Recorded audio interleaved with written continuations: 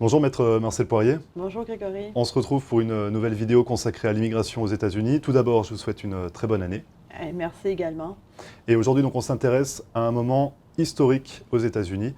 C'est la première fois qu'on traverse un aussi long shutdown aux États-Unis. On en est à plus de 3 semaines. Aujourd'hui, on va peut-être parler un petit peu, décortiquer un petit peu ce shutdown parce qu'on en entend beaucoup parler.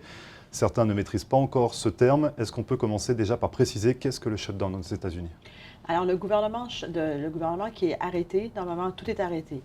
Ce qui veut dire que depuis le 22 décembre, les programmes gouvernementaux sont ou arrêtés ou réduits en effectif. Le shutdown veut dire que le Congrès des États-Unis, qui est en majorité démocrate, et le président des États-Unis ne s'entendent pas. Alors, le président veut un budget de 5 milliards de dollars pour monter le mur entre les États-Unis et le Mexique, et les démocrates refusent de lui accorder ce budget. Alors, dans le moment, le débat est vraiment sur ce 5 milliards de dollars. Ils n'arrivent pas à s'entendre. Et tant que le bill, qu'on appelle le bill du Congrès, avec le montant du budget qu'ils veulent pour le gouvernement pour l'année 2019, n'est pas signé par le président, le gouvernement est arrêté, dans le sens que seulement les services essentiels continuent à opérer. Le reste est réduit ou complètement stoppé par rapport au fait que le président et le Congrès n'arrivent pas à s'entendre sur un budget qui doit être finalisé. Alors, c'est des négociations qui durent tous les jours depuis le 22 décembre. Donc on parle de 5 millions de dollars. 5 milliards. 5 milliards de dollars, c'est pour donc la construction de ce mur entre la frontière des États-Unis et du Mexique. C'était une promesse de campagne de Donald Trump. C'est ça. Et donc tout est parti de là depuis le 22 décembre. Il n'y a pas eu d'accord, tout est gelé. Alors, ils sont prêts à donner un montant pour le mur, mais pas autant d'argent que le président Trump voudrait avoir d'accordé. Alors, par rapport à ça, ça a créé un backlog, pas un backlog, pardon, un débat entre eux, et qui a fait qu'aujourd'hui, le gouvernement est ce qu'on appelle en anglais en shutdown. Donc c'est 3 semaines, déjà plus de 3 semaines, c'est historique aux États-Unis. Ça peut durer combien de temps? Il n'y a pas de limite. Il n'y a pas de limite. Tant et aussi longtemps qu'ils ne s'entendent pas, le gouvernement va continuer à être en négociation et continuer à être bloqué, arrêté par rapport au fait que le Congrès et le président ne sont pas capables de se mettre d'accord. La dernière fois que c'est arrivé, c'était durant la présidente Clinton, mais ça avait été arrêté moins de temps. Ça avait été arrêté 21 jours et aujourd'hui, nous sommes au-delà de cette période. Alors, c'est le plus long dans l'histoire des États-Unis. Donc c'est un peu inquiétant, on va y revenir tout à l'heure sur les répercussions de ce shutdown. On le disait, les discussions continuent, le personnel gouvernemental continue de travailler, il n'est pas payé, c'est bien ça, donc il y a un service minimum qui est assuré? Alors, les employés des programmes essentiels comme les douanes, la sécurité à l'aéroport, tout continue, sauf qu'ils sont en effectif réduit, dans le sens que beaucoup de gens ne veulent pas aller travailler ou ils prennent leur congé de maladie, leur congé de vacances parce qu'ils ne sont pas payés, ils n'ont pas un chèque qui arrive toutes les semaines, tous les mois pour payer leur loyer. Le gros problème, il est là, c'est que ces gens-là n'ont rien à voir avec les débats, sauf que c'est eux qui souffrent. Ils sont obligés d'aller travailler quand même sans être payés.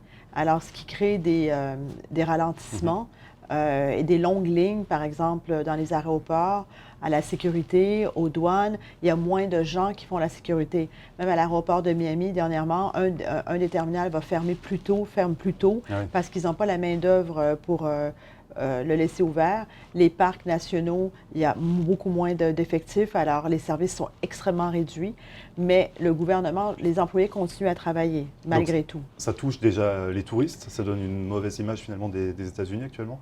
Alors les lignes d'attente sont longues, alors les gens devraient arriver à l'aéroport très tôt pour passer la sécurité.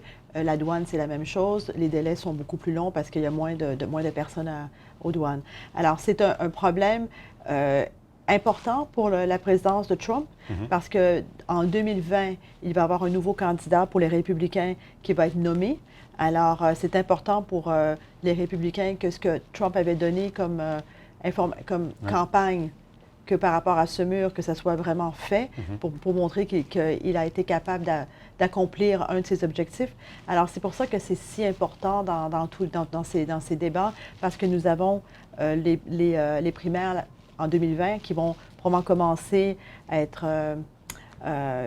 médiatisé vers septembre, octobre, disons, quelque chose comme ça. Et en attendant, tout le monde en paye les frais. On l'a dit, les touristes qui peuvent être bloqués, ça peut prendre un peu plus de temps à passer la douane à la frontière. Là, vous l'avez dit, le terminal à l'aéroport de Miami, l'un des terminaux va être fermé.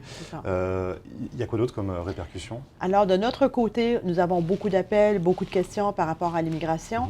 Alors, toutes les ambassades à travers les États-Unis, à travers le monde, continuent. Il n'y a aucun problème par rapport aux interviews, au traitement de dossiers. Il n'y a pas de ralentissement.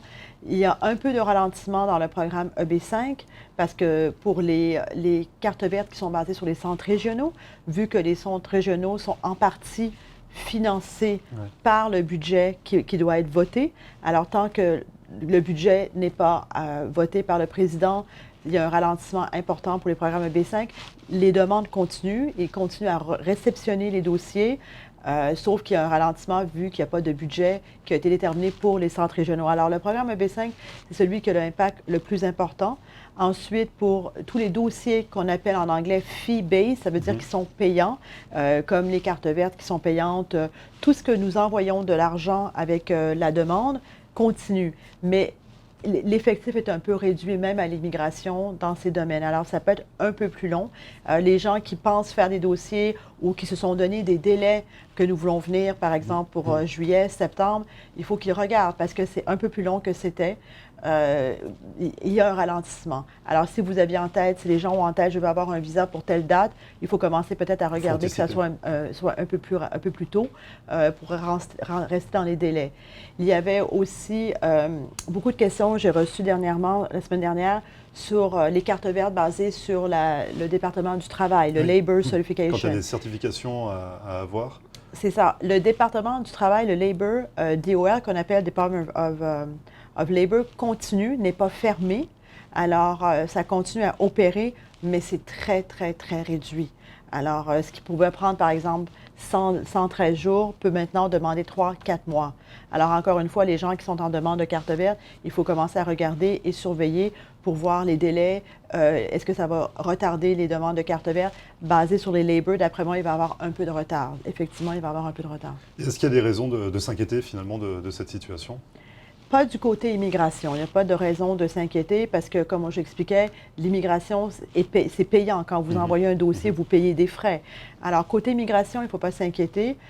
Côté EB5, il va y avoir un ralentissement pour les centres régionaux, pour ceux qui font des demandes avec les centres régionaux, mais c'est bien indiqué même sur le site de l'immigration qui continue à accepter les demandes, que les cartes vertes aussi qui sont basées sur le EB5, ça continue, sauf que c'est pas ils vont ralentir pour les EB5. Il va falloir être patient, attendre un petit peu que ça se décante. C'est ça.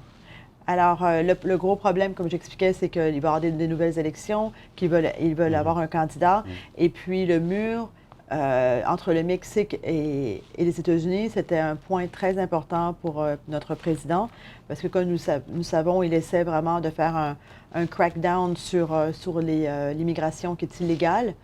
Alors, c'est sûr que c'est un débat très important pour le président, très, très important. Des conseils peut-être pour les personnes qui nous regardent par rapport à cette situation, qu'est-ce que vous leur conseillerez de faire? Alors, pour les touristes qui vont venir en vacances, préparez-vous pour une longue attente, arrivez plus tôt à l'aéroport, parce que j'ai eu beaucoup de gens qui m'appellent, ils me disent qu'ils ont manqué leur avion, la sécurité, c'était très long, 4-5 heures d'attente pour la sécurité, parce que ce qu'on appelle TSA, qui sont dans l'aéroport, il n'était pas là, ou il n'y avait que 2 personnes au lieu d'en avoir une dizaine. Des douanes, c'est ça? Le service de sécurité. Avant d'arriver à l'embarquement, il faut passer la sécurité. C'est ce qu'on appelle TSA. Après, aux douanes, il peut y avoir des longues lignes d'attente. Alors, ceux qui passent les douanes, par exemple, à Montréal, et pour aller prendre un vol, au lieu d'arriver 2 heures à l'avance, arriver probablement 4 heures à l'avance pour ne pas manquer votre avion. C'est important. Et pour les gens qui vont dans des parcs ici, aux États-Unis, ou tout ce qui est gouvernemental, ils n'ont pas les mêmes services. Alors, il faut faire attention. Donc, il faut prendre du temps, il faut être patient, mais il ne faut pas s'inquiéter. C'est ce qu'il faut retenir. Justement, il ne faut pas s'inquiéter. Les dossiers continuent. À l'ambassade, aux ambassades, tout fonctionne normalement. Les ambassades américaines ne sont pas affectées. L'immigration payante n'est pas affectée. Mais des programmes, par exemple, comme E-Verify, qui sont gratuits, Ça, c'est pour vérifier les Social Security Number, les numéros de sécurité sociale. Certains programmes sont complètement arrêtés. Alors, si les gens ont des questions ou des inquiétudes sur leur dossier, ou est-ce que ça continue, est-ce qu'il y a des délais, c'est mieux pour mes clients de me contacter ou qu'ils contactent leur avocat d'immigration pour savoir est-ce que tout fonctionne, quels sont les délais, et dossier par dossier, justement, cas par cas, nous vérifions. Et en l'occurrence, comment on peut vous contacter, Maître Marcel Poirier? Alors, vous pouvez me contacter par téléphone au 305-854-4445 ou par email à marcelpoirier@marcelpoirier.com. Et on va terminer sur une note un peu plus positive. Vous serez également présente durant le mois d'avril à Montréal. Oui, alors à Montréal, je vais faire une conférence que je n'ai pas faite l'année dernière. Je n'ai pas fait de conférence au Canada.